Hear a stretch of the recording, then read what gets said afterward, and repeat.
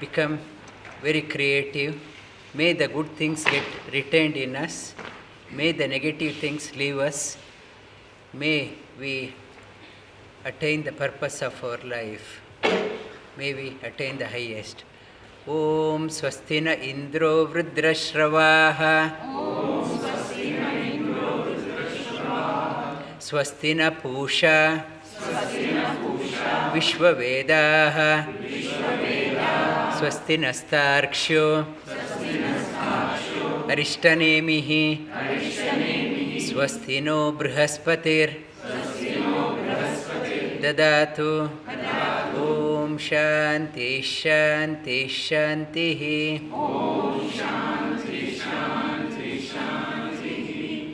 Last week we touched upon, as we dive deep into the yoga, newer dimensions opens up. Initially we start yoga on the mat, and as we progress, our yoga goes beyond the mat, and mat is no longer a constraint. Our yoga goes beyond the mat.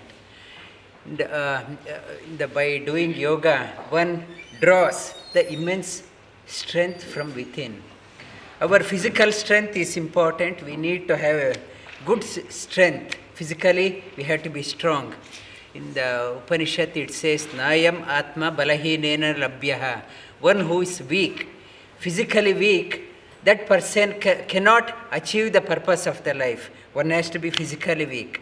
Not only the physically weak, mentally one has to be strong. One draws, if one is mentally strong, physical strength automatically comes up. Physically, that I may not be very strong, but if I am very strong mentally, that one can accomplish great things in the life. Even the mind, thinking of the mind, where is the mind? We don't know where is the mind is. We think, some people, they say mind is in the brain, but it says that mind is in the heart. Mind also is in the heart. And sadhana, nothing but sattvic sadhana, the spirituality, the spiritual strength. Spiritual strength is higher than the mental strength. The spiritual strength, by purifying the heart center, by instilling the values in our life, the positive values like compassion, surrender, service mentality, generosity, and the fearlessness, the various values, by instilling within oneself, one draws in immense strength within. And that strength will be of use even in the last minute of one's life. That inner strength. We have to, that spiritual strength is nothing but life is centered around the values. Value-based living, it gives the immense strength for the sadhakas. In the yoga,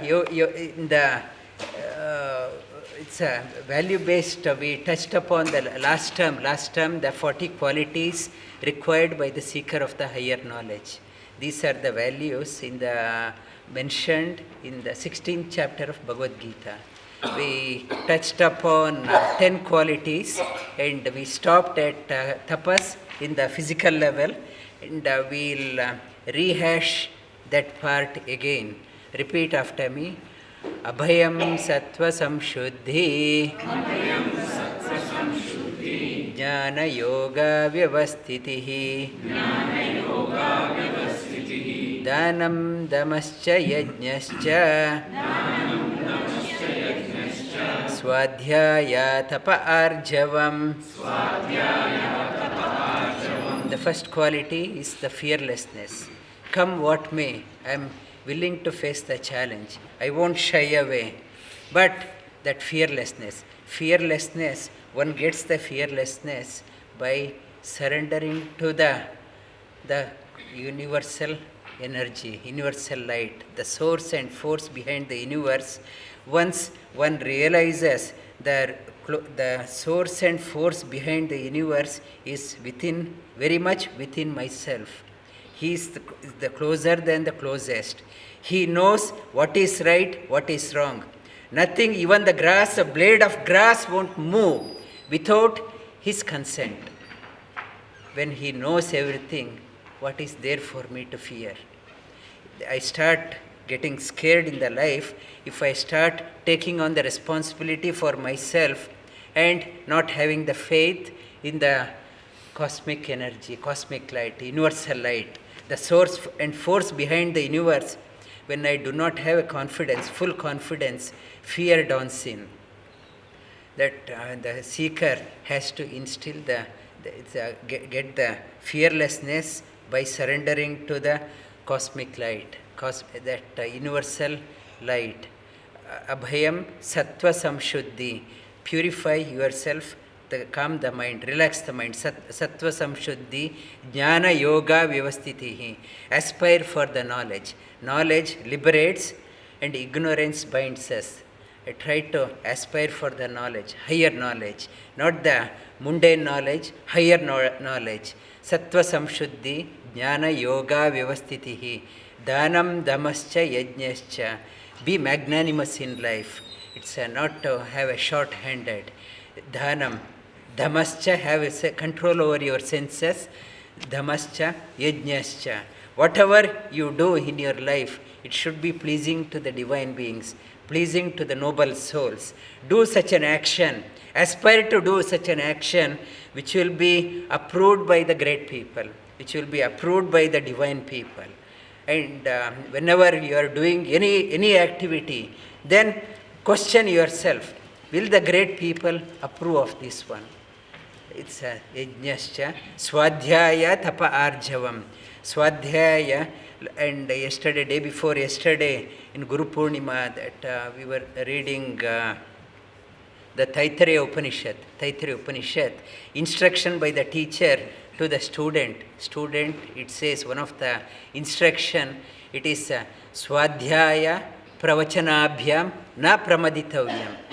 Thus, you should not give up the habit of reading the scriptures every day, contemplating on the scriptures every day.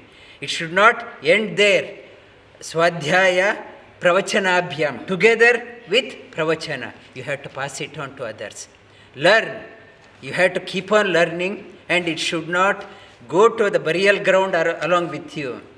Before you go under the ground, you pass on the message, the knowledge to others. You have to pass on the baton to others before you depart. That is the obligation on you. You can't escape from that one.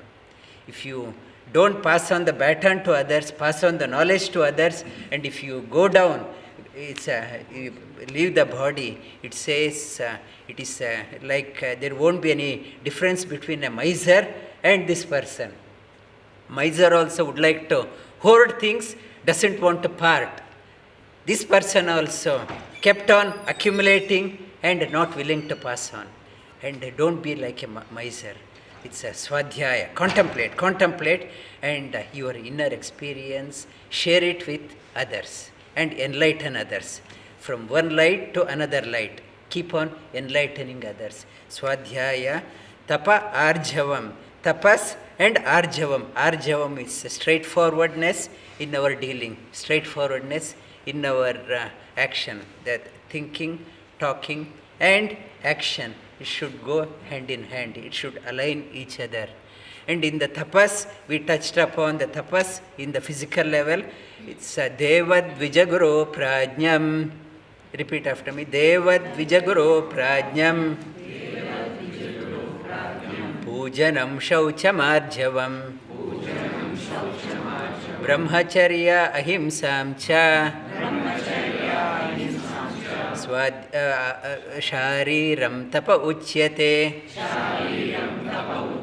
One is respect to the knowledge, the people who know the higher things, and the Dvija, it's a Deva, it's a respect to the surrender to the divine beings, and respect the knowledgeable person, and respect the teacher who imparts the knowledge. It's tapas in the physical level. Deva Dvijaguru Prajnam, Pujanam Shaucham Arjavam. Purity in the body, purity in talking, purity in thinking.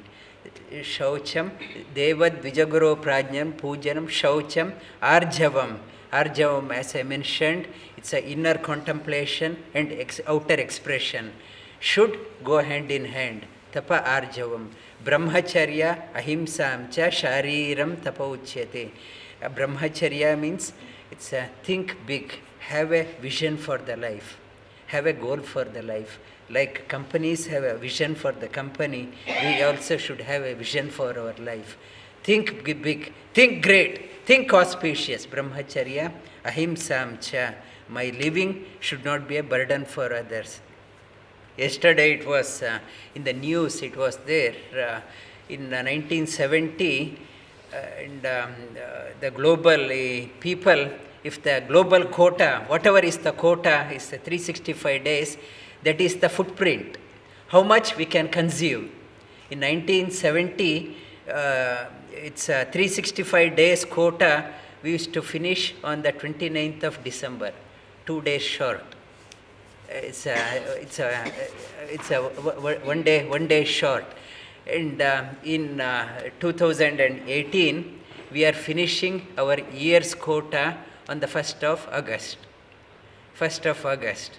And Earth is becoming barren. Earth is not able to sustain. We are so greedy, and it's our living is, we are living an extravagant life. Earth is trembling. Earth is not able to support. The amount of water we consume, amount of energy we consume, amount of fuel. And they say that the nature will take a revenge on humanity very soon. We have no concern for the next generation. Next generation will be pauper. The way in which we are living, next generation will live in, it's a pauper. Nothing will be left, and they will be criticizing their forefathers for their status. And one of the things they highlighted, meat eating. Meat eating is the greatest contributor. Our tongue, we can't control the tongue. We are cutting off all the forest and converting into pasture land. And more and more grazing land. Forests are being taken off and replaced with meat. And meat is the greatest contributor one of the greatest contributor for it's increasing the footprint, and it will have an adverse effect on the generations to come. Ahimsa, we'll touch upon this one in the coming weeks. Lie down on your back.